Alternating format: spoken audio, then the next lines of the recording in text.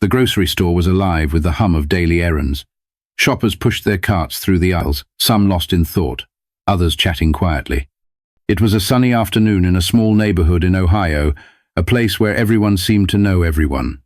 But today, the usual flow of routine would break in the most unexpected way. Near the produce section, an elderly woman, probably in her late 70s, stood adjusting her glasses. She had an air of impatience, muttering under her breath as she reached for a bag of apples. Her faded cardigan and carefully pinned silver hair gave her an unassuming look, but what followed was anything but. A young black man, tall and dressed casually in a blue hoodie and jeans, approached the same stand, reaching for a bag of oranges nearby. His name was Darryl. He was calm, polite, and seemed to blend effortlessly into the flow of the store. He was texting on his phone while balancing a basket of groceries when it happened.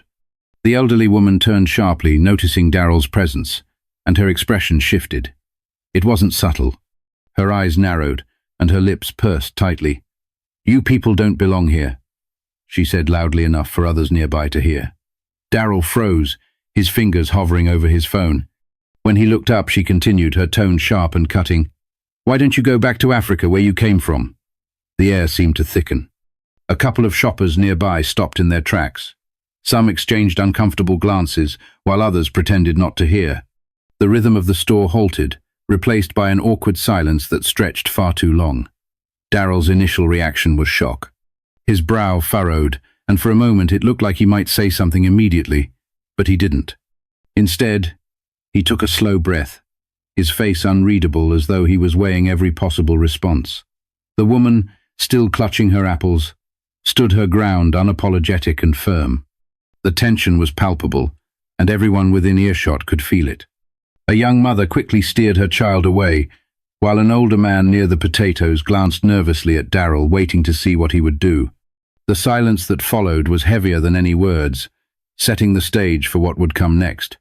For a moment, Darryl stood completely still, his hand gripping the handle of his grocery basket.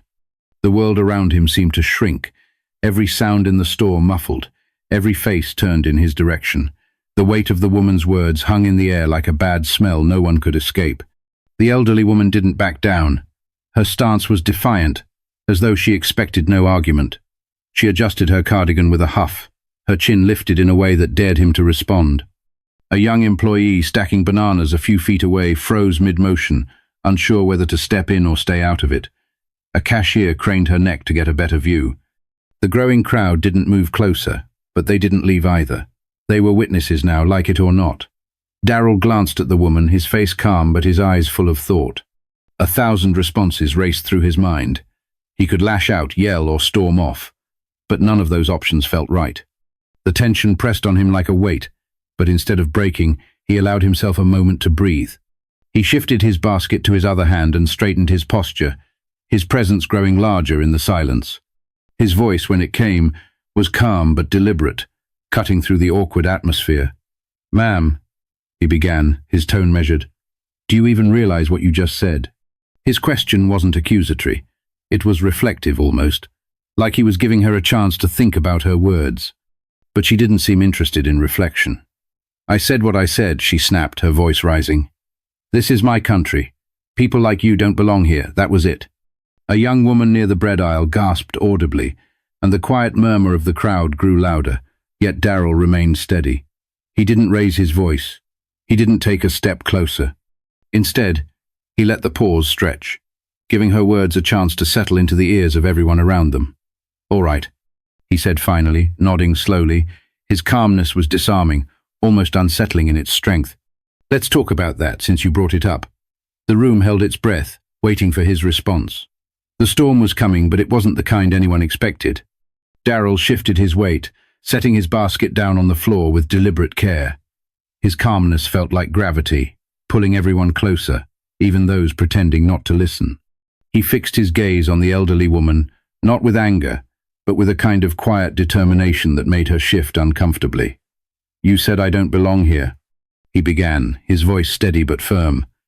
"But let me tell you something about where I come from." His words carried weight, each one spoken like it had been carefully chosen. "My great-great-grandfather was born in Mississippi," he said, pausing just enough to let the words sink in. He was a sharecropper, working land he didn't own, breaking his back so his kids might have a better life. He paused to let the words sink in. His father, he was a slave. Kidnapped, beaten, sold like property. And for what? To help build the very country you're standing in. The woman's lips tightened, but she said nothing. The crowd, however, was transfixed. A man near the dairy section, who had been glancing at his phone, put it down entirely. An older couple whispered to each other but didn't look away. My grandfather, Darrell continued, his voice gaining strength, fought in World War II, fought for a country that sent him overseas to risk his life, only to treat him like dirt when he came back. Couldn't sit at the same counters, couldn't drink from the same fountains, but he stayed. You know why? Because he believed in this country's promise, even when it didn't believe in him. A hush fell over the room. Even the hum of the refrigerators seemed quieter now. And my parents, he went on, his tone softening but losing none of its intensity. They fought too, not with guns or fists, but by working every day, raising me to believe in kindness, respect, and hard work. My mother's a teacher. She spent her whole life helping kids, no matter what they look like. My father, he's a mechanic. The kind of man who'd stop on the side of the road to help someone like you if your car broke down. He let the words settle before continuing, his eyes still locked on hers.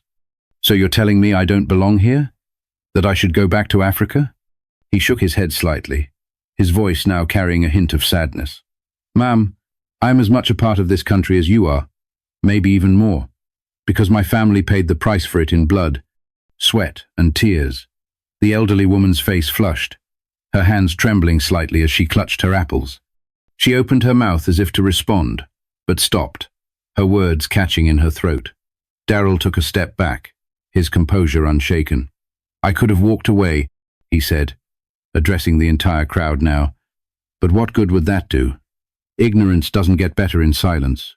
It's up to all of us to be better than this, to be better than words like those. The weight of his words lingered, but the story wasn't over yet. The crowd's reaction would speak louder than anything else. The silence after Darrell's words was almost deafening. For a moment, no one moved.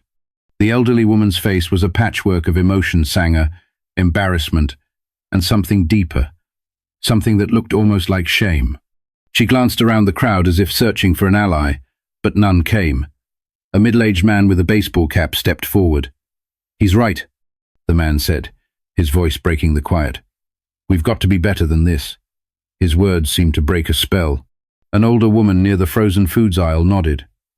My dad fought in that same war, she said softly, her voice trembling. He always said the only color that mattered was the red on the flag. The murmurs began to grow. A young cashier, no older than 20, called out from her station. I've never seen anyone handle something like that so gracefully. Thank you. The elderly woman, now visibly flustered, clutched her cart tightly. She didn't apologize, but the fire in her eyes had dimmed. Her voice, when it finally came, was quieter, almost pleading. I didn't mean, she started, but stopped herself. Darrell turned back to her, his expression softer now. It's not about what you meant, he said gently. It's about how it came across. Words matter. Actions matter even more. A man from the deli counter clapped, slowly breaking the tension. It was hesitant at first, but then others joined in, the sound swelling into something undeniable. People clapped, not just for Darrell's words, but for the courage it took to confront hate with dignity. The elderly woman looked around one last time, her face pale, before quietly wheeling her cart toward the exit. As she walked away, a few people moved to comfort Darrell. One woman placed a hand on his shoulder and said, "Thank you for saying what needed to be said." Darrell smiled faintly, lifting his basket back into his hand. Sometimes, he said, almost to himself, it's not about winning or losing. It's about making sure people hear the truth. The crowd slowly dispersed, the tension in the air replaced by a sense of reflection. Some looked inspired, others thoughtful, but everyone seemed changed in some small way. The moment had passed, but the impact of Darrell's words was far from over. What happened next would leave a lasting impression. As the crowd returned to their routines, the atmosphere in the grocery store felt different, quieter, more thoughtful. Darrell finished his shopping, his steps measured as if he were processing everything that had just happened. The weight of the moment hadn't shaken him, but it had left him reflective. At the checkout line, the young cashier who had spoken up earlier scanned his items with a shy smile. "What you said back there?" She hesitated, then continued. "It meant a lot. People don't always stand up like that, especially with such grace." Darryl smiled back, his tone warm. "Sometimes grace is the only way to break through. Anger just builds walls." Outside, the sun was beginning to set, casting long shadows across the parking lot. As Darryl walked to his car, he noticed the elderly woman sitting in hers, gripping the steering wheel tightly. For a moment, he thought about walking over to her but decided against it. Some lessons take time to settle, and he had already said what needed to be said. Later that evening, Darryl sat with his father at the kitchen table, recounting the day's events. His father, a man of few words, listened intently, his hands folded on the table. "You did the right thing, son," his father said finally. "Not just for yourself, but for everyone who was watching. People like her, she might not change overnight, but you planted a seed. That's all you can do, sometime plant the seed and let it grow." Darryl nodded, his father's words resonating deeply. He realized that while the encounter had been uncomfortable, it was necessary. Ignorance doesn't change unless it's confronted, and silence only allows it to fester. Across town, the elderly woman sat at her dining table, staring at the untouched plate of food in front of her. Darryl's words replayed in her mind, each one cutting through the armor of her assumptions. She thought of her own grandchildren, of the world they were growing up in, and for the first time, she felt a pang of something unfamiliar doubt. In the days that followed, the story of what had happened at the grocery store spread through the neighborhood. People talked about Darryl's response, his courage, and the dignity with which he handled the situation. It became more than just an incident. It became a lesson, a reminder of the power of words and the importance of standing up for what's right. Darryl didn't seek attention for what he'd done, but his actions rippled through the community in ways he hadn't expected. Strangers approached him with gratitude, sharing their own stories of prejudice and resilience. His quiet stand had sparked conversations that had long been avoided. The elderly woman, too, began to change. It wasn't immediate, but she started to question the beliefs she had held for so long. She didn't know if she'd ever see Darryl again, but if she did, she hoped she'd have the courage to apologize.